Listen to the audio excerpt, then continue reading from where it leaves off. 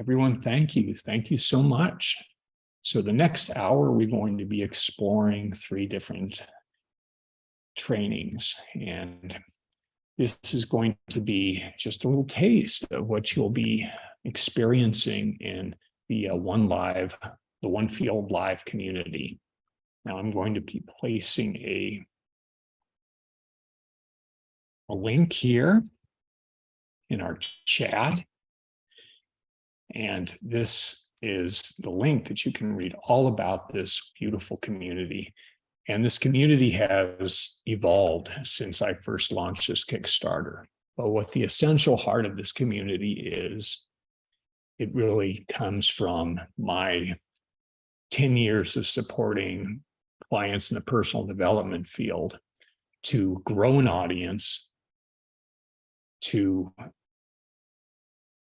create impact in the world by expanding beyond just their circle, and to also have everyone in this community have a place where they can come together once a month in a beautiful space to speak and share what their projects are, to have a little bit of time to do live speaking, to practice live speaking on a stage, both for a live audience and an online audience, to see how it works as a hybrid virtual integration. It's a lot of fun. I do this for clients all the time. There are no boundaries now. We're all able to share in this beautiful hybrid space. And also just to come together and show it what we've been working on. Then the power of this also, if you're a content creator, is you have a recording that you will get for just a very small monthly fee for this on this membership site. Additionally, this is an online membership platform that you'll be part of, that you will be able to post what you're working on, post your learnings. You'll be able to create content to share with others that will be your professional content. Unlike, all the other things that we're doing, Facebook is not really the best place to share your professional things. I know we tend to bend those rules a bit, and I'll talk a little bit about that. I mean, this is a good example. You see something streaming, but this is, even though it's actually a promotion, it's actually me giving away a lot of things that I usually charge for. So sometimes, we can really, with what's in our heart, share what's on Facebook, but people respond more to pictures of our lives and our lifestyles on Facebook. That's really kind of where we go. So this particular platform is a place where we can just go to see whatever else is working on, to learn from each other. And also the final part of this is that, well, actually there's 2 other parts. One very significant part of this is that this online membership is going to be supported with a digital marketing campaign. And what this is, and this is the first time, if you're hearing this, you're maybe the second person to hear this. I was at a party yesterday. I shared about this to a few people, but we will be launching a series of ads on social media that will be very simple, simply asking people if they've tried spiritual psychology, or they'll say things like anxiety, community. They'll list a little pain points. It'll be one of those things that you see online that you click because you're curious. It'll be just like a few words, like a sentence. That's how digital marketing works. But it will be using the phrase spiritual psychology, because what really ties us all together is all the clients I work with have really that in common. I work with people in the 3 principles fields. I work with people in the University of Santa Monica. It's the Worldwide Center for Spiritual Psychology. A lot of my clients come from that world, and also from MSIA, and that's a foundational organization that is part of the USM. And also, recovery is another form of spiritual psychology. It's very powerful. I also have my own spiritual practice, which is the Self-Realization Fellowship. Yogananda was very significant teacher in the scientific approach to awakening. And indeed, you could even say that's a form of spiritual psychology. So people will click on this little ad banner, and they're basically going to go to a landing page that will be a landing page that describes the experience of being in this community, and where you can participate both as a content creator and as a listener. So the power of this is we will be building our audience together. And that's very significant. Right now, we are all kind of doing our own thing. We have a lot of people, and some are very, very savvy in creating larger audiences and in creating impact themselves as impact coaches, impact speakers, thought leaders. Others have had significant challenges, and I've worked with everybody all through the spectrum, and I've seen what works. I've seen some of the masterful people in my community who have done this very successfully are Alicia Rester, Mark Samuel, and Alicia Doss has been very successful in leveraging quizzes. I learned from, we all learn together. And I'll reference Lacey again. One thing she does is she has gone all in on, this is from her mouth, like thousands of dollars of trainings that she has experienced. And now what she offers is a deep wisdom born of casting a wide net. And that's what makes her so successful. But I've been along on the ride with a lot of these people. So I've seen what works and I've seen what doesn't work. And we'll be really bringing in people who know how to. Did somebody say a little comment? No, it's just little. Come on, everybody, comment. Jump in, the water's fine. But there'll be a recording for this also. So this is the power of this. The final aspect of this community that we're building is I also have professional services that I've been offering to my clients, but the market has shifted. And I'll just share this with you as a business owner. Basically, it's so easy for people to self-film at this point that so many people are doing this that the services I offer have been the market for this has been reduced. So the way I'm responding on this is I'm offering things like we're doing today. I'm going to be talking about self-filming and things like that. But also we are going to experience what's the difference between professional filming and self-filming, and where do you do one and when do you do the other. We'll be talking about that, but just in context of what I'm sharing about the amazing online community that we're beginning, One Field Live, is that I will be offering my services for lower. In other words, I'm actually reducing my pricing for everything that I do, that I create for people professionally, because the market demands that. It's just, that's how things are with people self-filming. So you'll also get discounted rates as part of this community for producing your own workshop. I'm able to do that for people. I'm able to help them build their online courses. I'm able to help them do professional audio and video recordings. And I also serve as a consultant for all of their tech needs. Well, anyway, that's the magic of One Field Live. I hope you can support it. You can support it for as little as $29 and $79 as a content creator, which is a screaming deal to actually get a video of yourself speaking on stage with a multi-camera shoot for like $79. Hello. Anyway, I'm very fond of this idea, and it's just the flowering of my own entelechy. Well, let's go ahead and jump into the three things that we were going to discuss, and I'll speak on each of these. And the three things that we are going to discuss, and I might even share this. It's not exactly a PowerPoint, but let me pop this on so you can peek at it. It's on our little thing right here. Here we go. Let's give this super large on our screen. Hello. Email ecology and self-filming, heart-centered online listening, plus using user feedback to shape and create your online courses and content creation.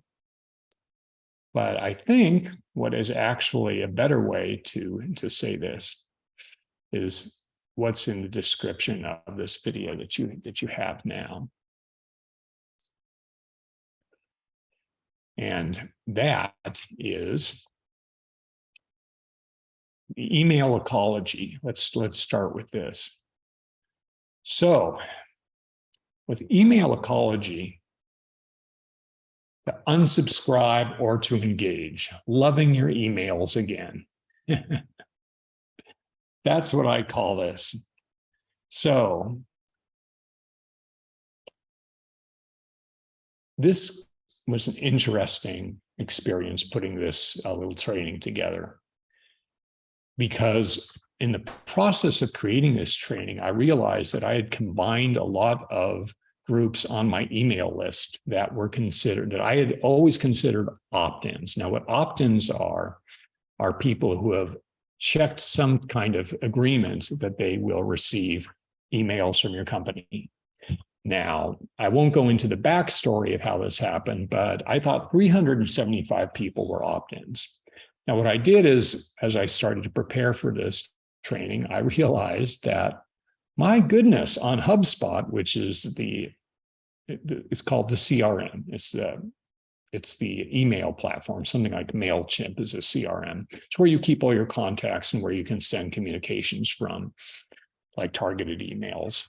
I realized that the groups were all a combination of people who had supported me, people like trios groups, but through some kerfuffle, they all got checked as opt-ins and they were all being sent emails. So I had to restart everything, which, if you are a content creator and anybody who has an email list that you truly value, is a bit of a humbling experience, especially if you're a tech guy and you have the experience of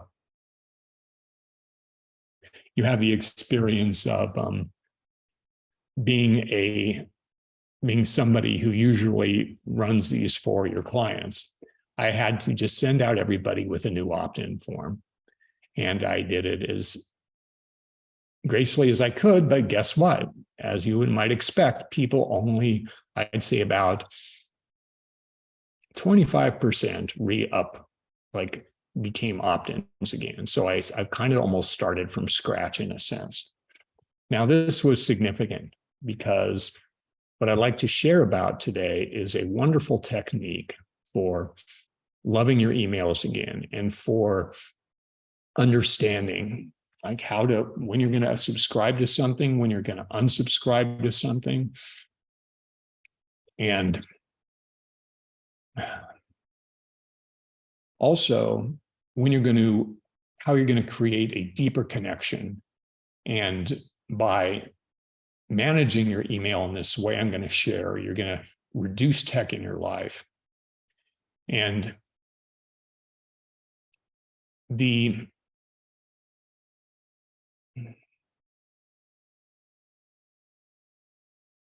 really a better way, and your relationship with your email, changing that is going to make such a huge difference.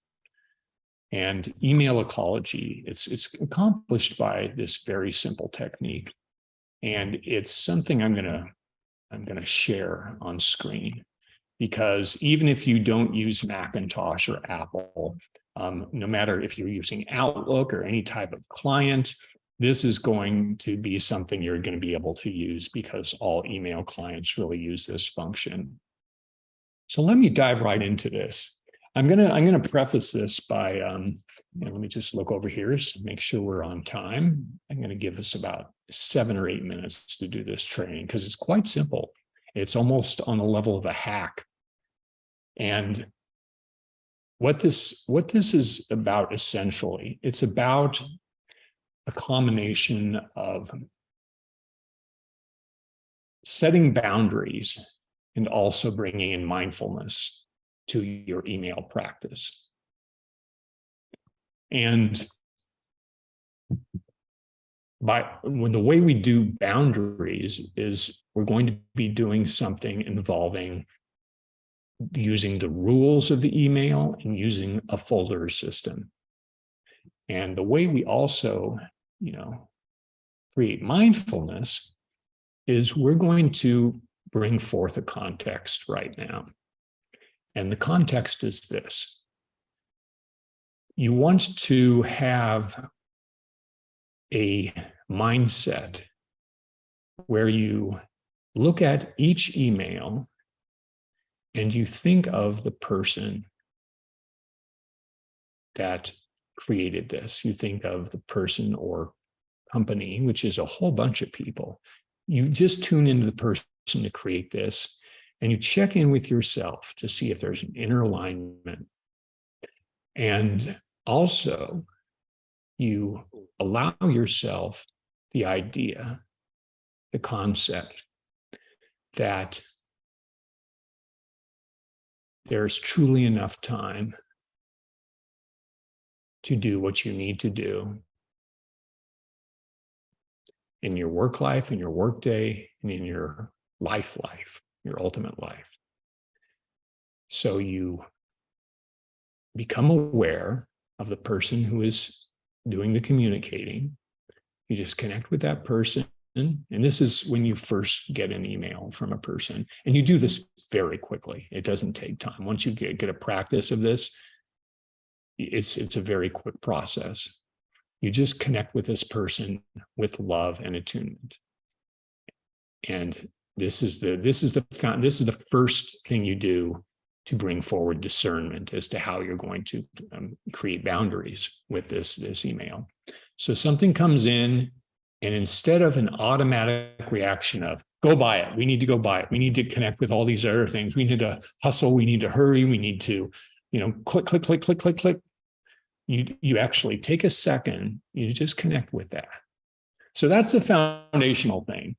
So you're thinking to yourself, oh, I don't have time to all these emails. Now, this is how we're going to navigate that. Let me go ahead and share my screen and pull this down so we can see our big, nice emails. So I'm probably in a different, you may see some of my emails, but what I want to draw your attention to is folders. So what we do is we create folders, and we create a whole system of folders that you can organize in terms of how you want to organize your emails. And each one of these folders, some of these are a little outdated, but I'm going to click on something that is actually in progress. My actionable folder. Now, this is something that I use for what are red flags. And as I go through my email, I will flag emails according to how I want to process them. A red flag is something that needs my attention. So I have a red flag. Now, what I have done is every time I get an email, I'm going to go to my inbox. I'm going to go to One Field Media. I'm going to take my filter off here. I'm just going to start at the top, right? Is Turn community. I'm going to start with this. Oh, I love the Turn community. So my attunement's already there. I want to be engaged with these emails. Now, however, I don't want them to show up in my inbox. And I'll show you how this works. What you want to do is you want to go ahead and click on mail or whatever your client tells you. You're going to go to settings, right? And you want to create a rule. And this is highlighted, so you highlight this, then you go ahead and click on rules. So add rule. So you notice that because this is highlighted, it already gives you a little default rule. And the default rule is the conditions that are met. It's from contains no reply.circle.so. So that is actually what that means is that this particular email, it comes from that source. Now, the challenge with this is that circle.so may have a lot of platforms that I want to receive. So I want to actually do I don't want to do a subject contains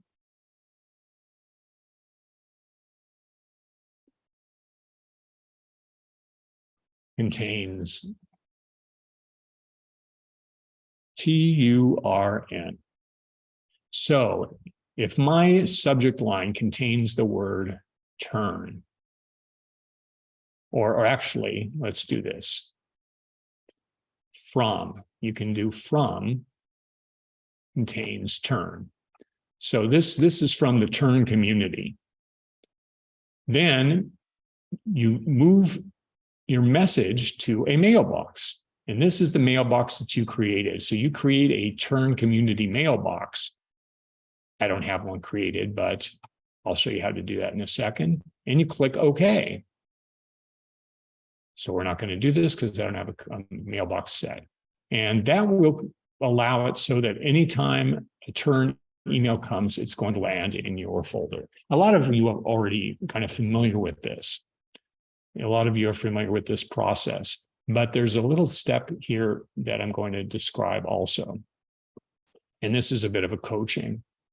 So to create a folder, you simply go up to here.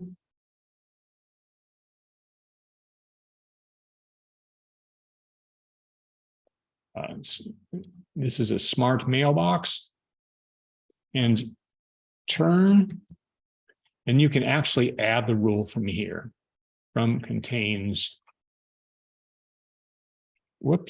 turn. So actually, this is a one-step. Actually, this is a one-step that you can do. Turn. Wonderful.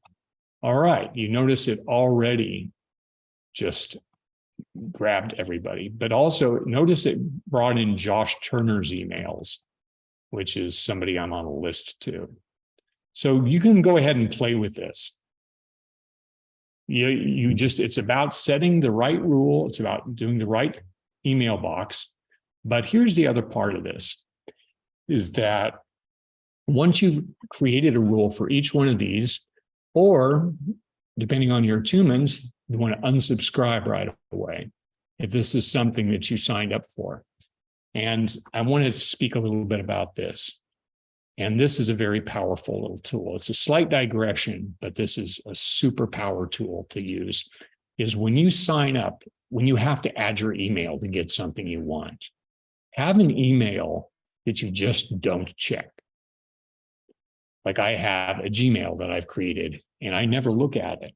I never look at this Gmail. It's just in existence, gathering sends from people I don't care about or want, at least at the current time. So if you're signing up for things, just create a Gmail account that you're never going to check. And then all their sends will go to that.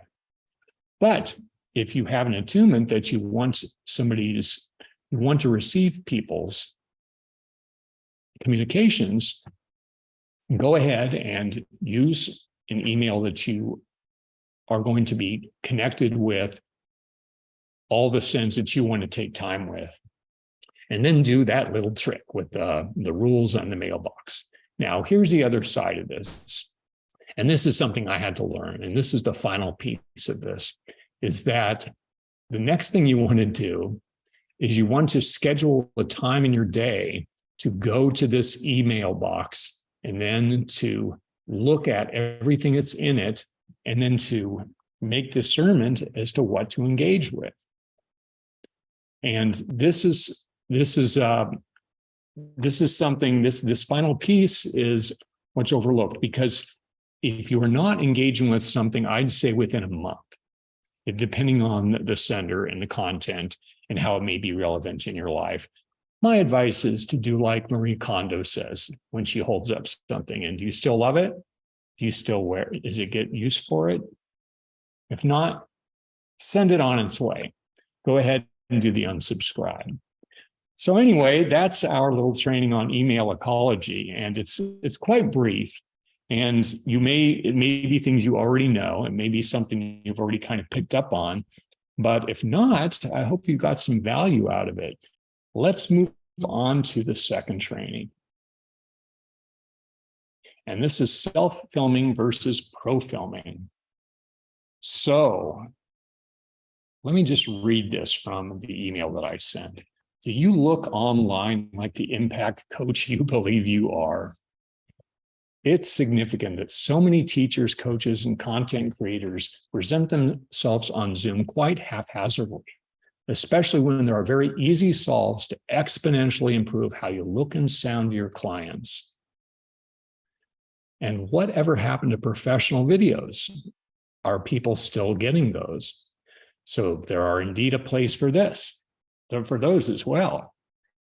And let me go ahead and share about self-filming and also when to go to a professional video person.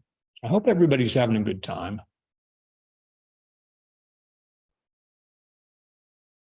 This training, again, it's part of an opportunity to connect with One Field Live. And it's going to be something, it's going to be an example of many of the things that will be populating this online community that we're creating.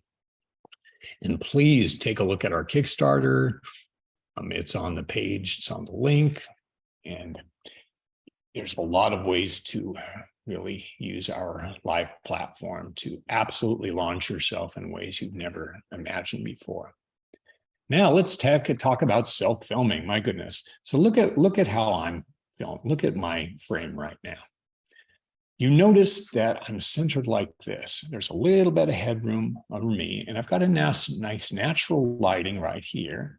And right on this side, there's a little shading on my face. Now I've done almost nothing. This is actually not how I would coach my clients to present themselves, because I'm actually more of a behind the scenes guy. Now, if you look over here, here we go. This is often how let me see if I can highlight this guy for you. Oh, I can't really do that. We don't have enough people. I would have to, I'd have to switch my camera. Let's see if I. Hello, everybody. So on this camera, we have a different background, and this is more my tech background, but let's go back. The camera A. And if you look at my background, you notice that nothing is really coming out of my head. I mean, I have a deep background on this side, and I have a little shallow background, which is some kind of professional elements which are my little certifications and diplomas. Now, how do people get that blurry effect without using that terrible Zoom automatic blur background that is something that makes my head spin? Or people disappear into it, and they just use it for simple reasons of privacy usually. They don't want people seeing what their home looks like. But the thing is, they vanish into it, their arms go away, it's all fuzzy, and it's unpleasant, and it's certainly unprofessional, in my opinion. And there's a very easy way that you can create a blurred background in a very professional way. And my goodness, it's a lot of fun. I'm not going to show you it in action because I don't have it. And the reason I don't have it, well, I can't see my phone. I have an older phone. So to use this technique I'm going to be sharing with you, you want to have a phone that is a little of a later model. And then the app that you're going to be using is called Camo. And what Camo does is it allows you to use your phone as a very high quality webcam. And not only is it a high quality webcam, but here's the thing. It actually will, with a single setting, blur your background, and you can control the amount of blur. So you can just do a small amount of blur. And best of all, it's not that terrible blur that actually will, that Zoom does as kind of a default. It looks really good. However, if you really want to go like a bridge further, this is something that I direct my clients to. If you have a little bit of money to spend and you want that beautiful, incredibly high definition face, and you want it's called a bokeh effect. The blurred background, it's in your that's the kind of, looks very filmic. You get a DSLR camera, see if you can get one used, and you get a little connector that goes into your computer, and that is your webcam. Now, what about webcams themselves? How often do we use them? Now, a few things about webcams, and also I'll talk a little bit about microphones and a little bit about lighting. Let's make sure we're on time. I want to give a little extra space to this training because this is something a lot of people are interested in. So we'll continue on with cameras, and with webcams. One thing about webcams is often they come with an inside camera. an inside microphone. In other words, there's a microphone within this webcam. Now, I don't suggest using that microphone. What I do suggest are using some of the other like USB microphones that are specific for audio. This little guy right here is what I'm using now, and it's called a Tula mic. And I use it also because it has a revolutionary technology that actually takes away the background. So when I record in my studio, I can use this to take away any background ambient noises, like of traffic or something. It won't filter out it makes a clicking noise. If I put it on the ground, let's learn from that little thing. Listen to this. You may have heard a clicking noise. Be aware that anytime you hit or make a rustling noise or anything like that, that makes a very loud noise on Zoom. So this is a little bit of a digression into audio, but because we just experienced it, I'm just going to address it. Be very aware that you don't hit the microphone or make little noises. But anyway, speaking again, with webcams, sometimes they have the little audio, and that audio will kind of hijack your audio. It might make itself the default audio. So I don't want to go too much into Zoom meetings and how to choose microphones, but in pretty much anything that you're filming yourself with, any Zoom meeting, any type of online filming you're doing, there will be an opportunity to choose your camera and your microphone. You always want to look into that.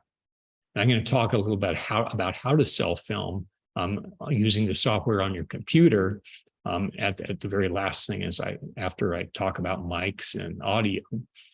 But just be aware that if you're using a webcam, it may hijack your audio, and that may be the audio that's being played.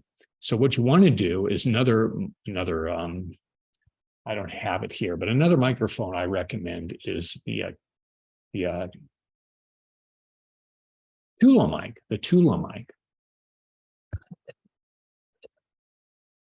Nope, that's the Tula mic. No, it's the, I spaced on the name of it. There's a microphone if I stop thinking about it, I'll remember it and I'll tell you what it is. But it's a mic that just sits on the desk, and it's a beautiful USB mic, and it's driving me crazy. Let's go get it.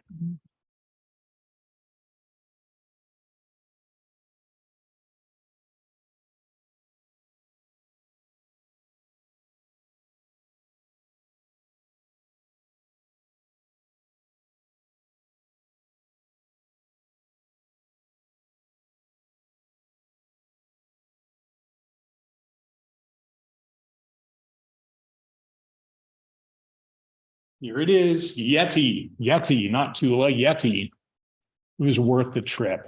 I love these guys. Now this guy's broken. It fell on the floor, but this is a Yeti Blue. Highly recommend this microphone. Now, one little bit of information. If you're the kind of person when you're creating your online videos who moves around and who goes back here and plays with your flash paper, you may want like a little a microphone that fits on your ear, that if you move around in things, it will follow you if you're going to be moving around your environment. I have a client who goes back and uses a chalkboard. He's old school. So if you move with this and you go back, you're not going to be able to hear yourself. You should always be self-filming, even when you're giving a live workshop or a live Zoom event. You should be recording like you're actually going to be using these in a training. You should be making professional level recordings.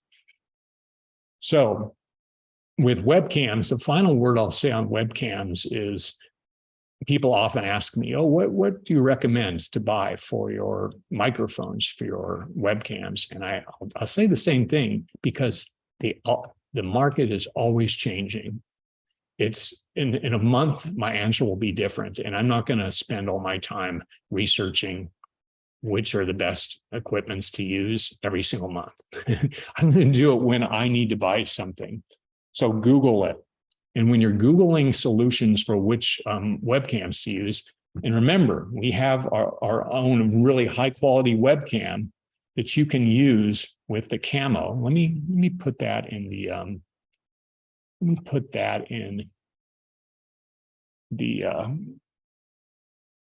the Facebook camo software. Here we go. That's the name of the software that will allow you to bring your camera on, which is usually a much higher, better camera than a webcam. Even a webcam is at this point, and give you that nice blurred effect. And it does a lot of other things too. It even does light editing, I believe, this wonderful little software. But for webcams, just look online, and just be aware also that webcams have their own internal instructions. There's software that comes with them where you can change the color of your skin. You can actually control the focus. Otherwise, one thing to keep aware of, especially when you're setting your background, is most things are on auto. In other words, it's auto exposure, it's auto focus. So if you've got a window behind you, it's going to make you dark. That's why sometimes you're in dark environments. I mean, you want to really come across as a professional. People believe, and it's true, we really see powerful coaches and they still have really lousy, professional looks to them. Often the power of their performance overrides, the tech. And of course, it's the primary thing. People are going there to hear their wisdom, but my goodness, it's so easy to really just create environments that are professional looking and look great. And so I like practical backgrounds.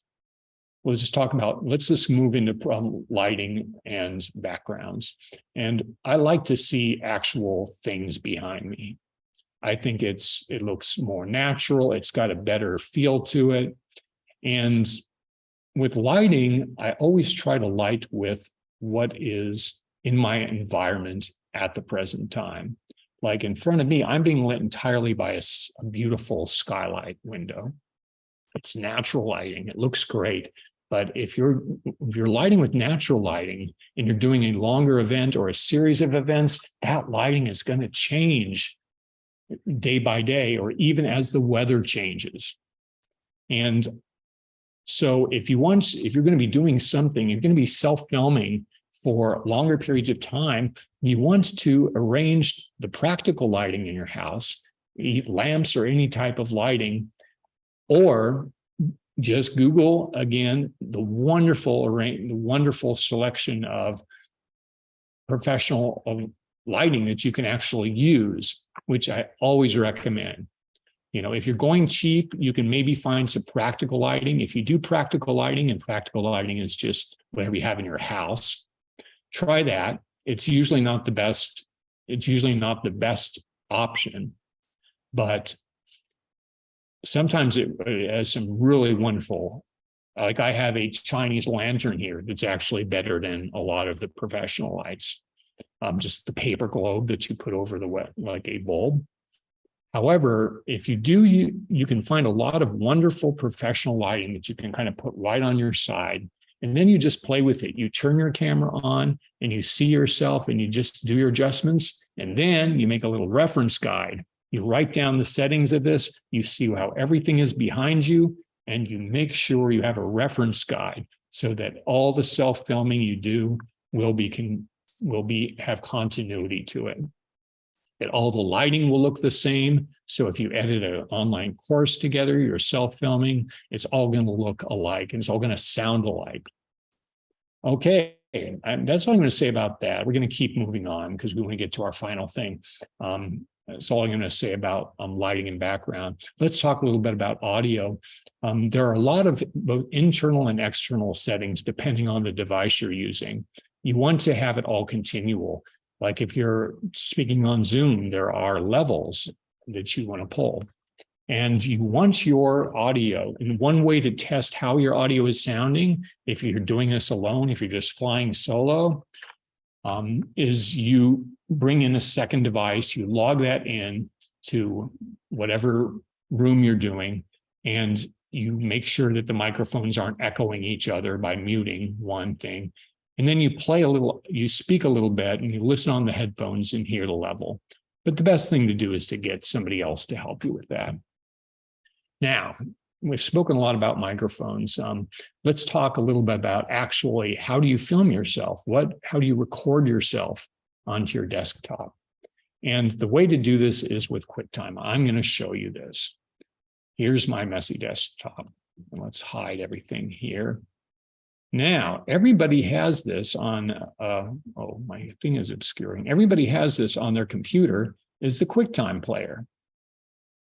Or the equivalent in a PC. But everybody has these little video players. And what you want to do is you start it, and you go new movie recording. And you will have this pull up. Hello. And this is your recording device. This produces files. And this is a better way to record than getting Zoom recordings. Now, that's very important. It's a big piece of information. This is a better way to record than making Zoom recordings. So you simply go down like this, and the first thing you want to do is set your quality. Now, maximum is the best thing for the best quality, but it's going to produce very large file sizes. High quality is still pretty good. Then, of course, you want to choose the correct microphone that you want to use and the camera. You go ahead and record it yourself. Hello, hello. You stop the recording. It's going to say untitled, and you just go ahead and save this guy. Save me, guide it to where you want it to go. Save. There's a me movie that already exists. That is fascinating. And that's how you self-record. And again, that is a better way than getting Zoom records. And if it's too big a file, you can also use a little thing called Handbrake to convert that file. So I've given you a lot of information, but this is a limited amount of time, and we want to get to our third topic. So I'm kind of scratching the surface, and this final thing that I want to share in. Let me see exactly how I have it worded on my. Oh, we didn't talk about pro filming. Heart-centered listening online, deep listening to those you serve. Oh, that's a good topic. So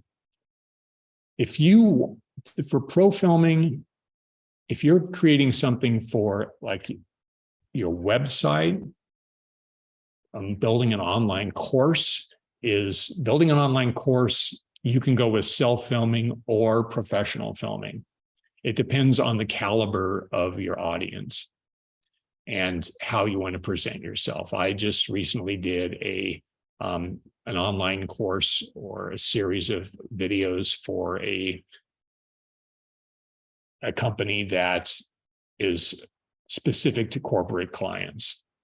And they wanted a little notch above self-filming. So they came to my studio. I filmed them on a green screen. We were able to key in a background. I also can shoot people with a practical background, but the real choice of when to self-film and when to get professional filming is really about how you want to, first of all, your budget. And one thing I'll just share some inside knowledge about is you can get things filmed and edited a lot cheaper than you can in the past because of the prevalence of self-filming. That's just the way the market is right now. I went to UCLA Film School and I'm editing for very small prices and filming for very small prices because that's who I'm competing with and I want to be competitive. But I do a better job than all of them anyway because I'm more experienced.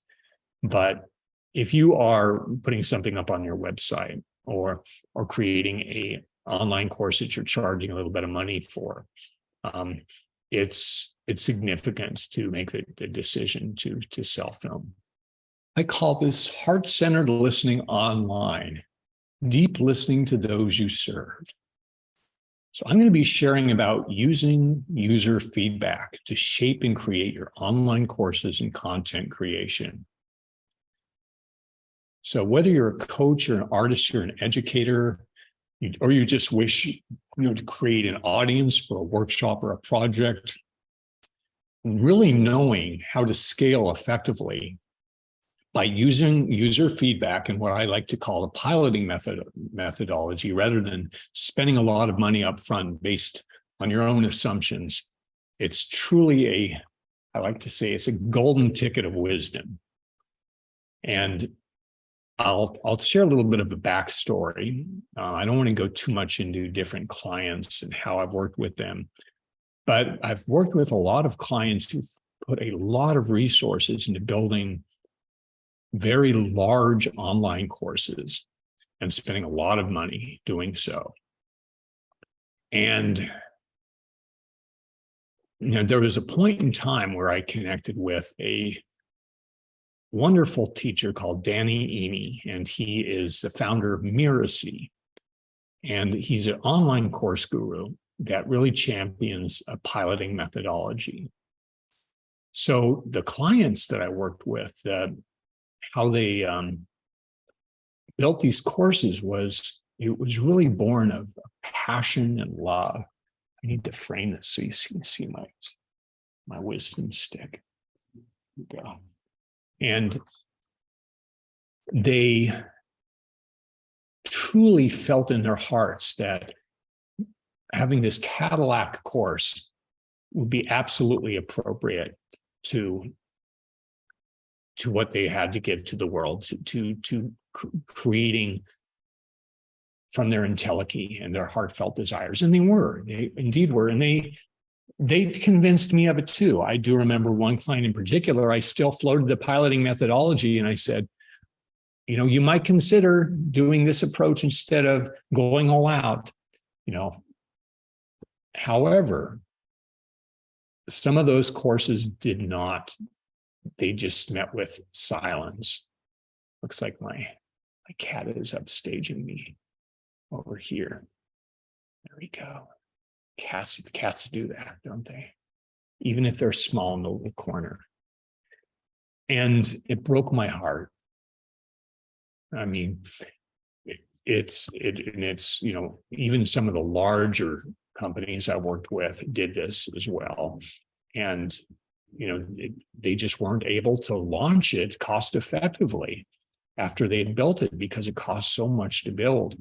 And some of them never cracked the marketing code. Some of the clients I worked with were just heartbroken. And it was really terrible. And at a certain point, I decided I'm going to be very direct with clients. I'm not just going to, say, yeah, give me all your money. I'll build all this thing professionally for you. Until I had to talk with them about the piloting methodology. So I want to play a little video here. I have this queued up. Let's just see if it's all ready to go. Oh, it is ready to go. This is Danny Amy, and it's a 6-minute video. We're coming to the end of ours, but he talks a little. This is a video in a course called his online course bootcamp. And it references a little bit about the piloting methodology of I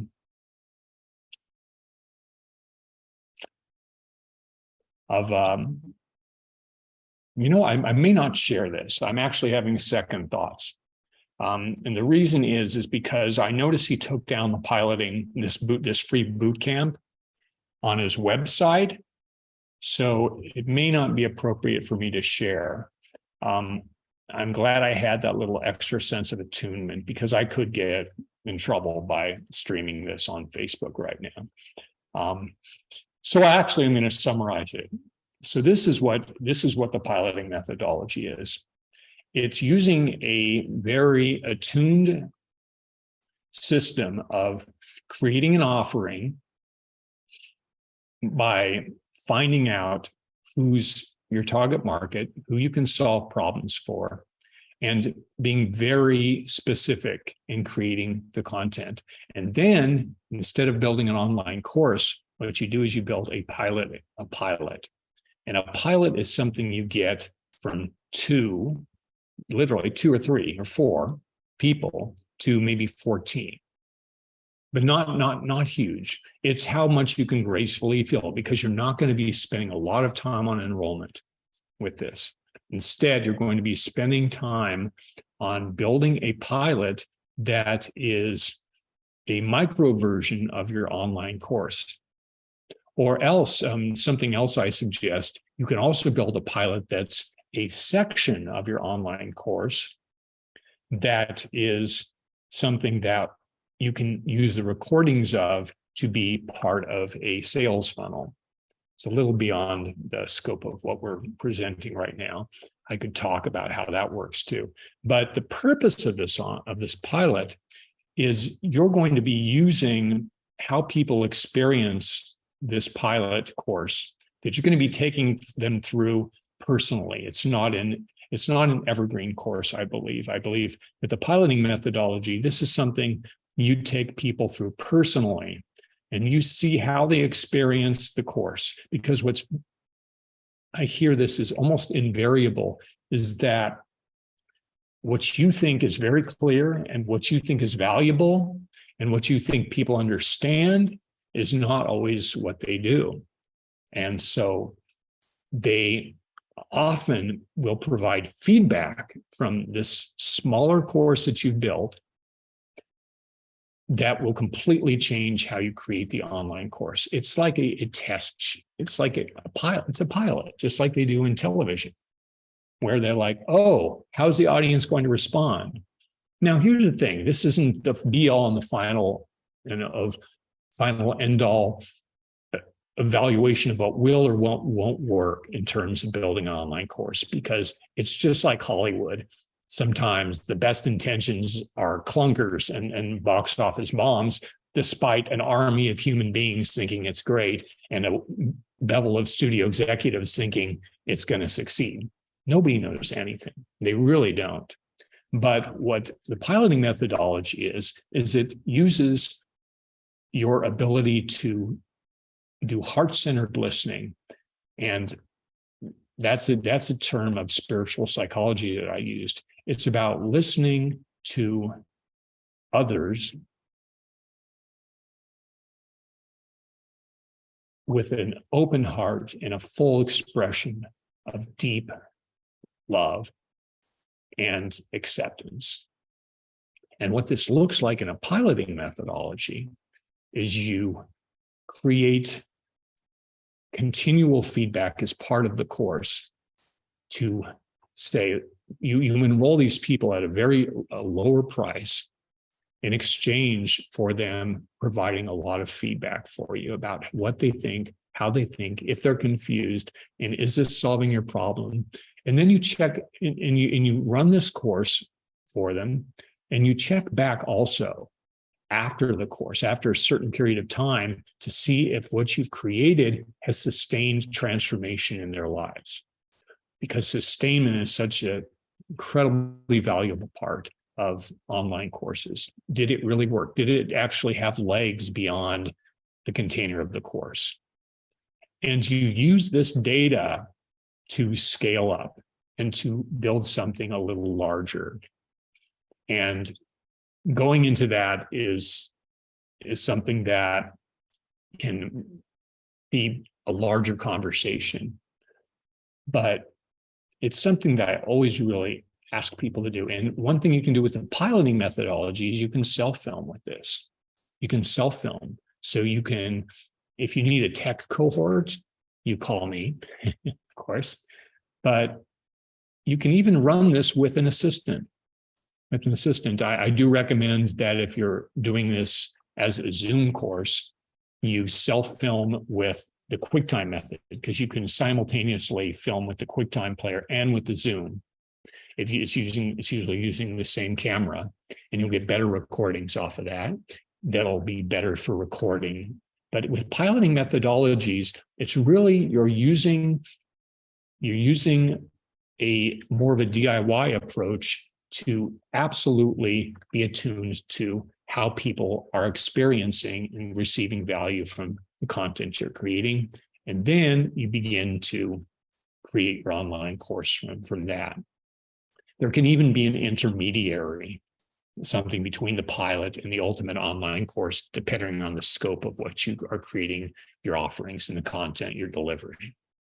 Anyway, folks, we've actually come to the end of this training period. I'm very honored to have been able to just share a little bit of the wisdom that I love to bring forward in how I create my professional presence in the world.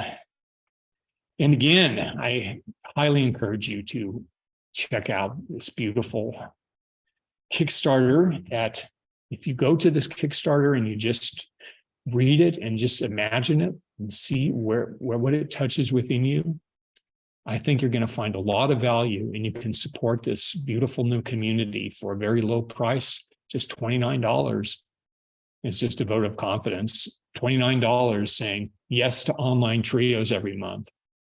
$29 to saying, yes, I'm amazed that I get access to a platform with all of these content creators and to connect with each other, as a chat, as an alternative to social media, where we can really tap into our expression of our wisdom and our learnings. And also to join as a content creator, where you get an incredible amount of benefits for a very low price. And if this truly incredibly resonant with you, you can join as an angel investor or a board member to really, truly be part of this at a very deep level. We already have about 6 board members who have contributed their skills and mastery and their investments that they're going to get a lot out of. Thank you so much for joining me today, everybody. Have a magnificent Sunday.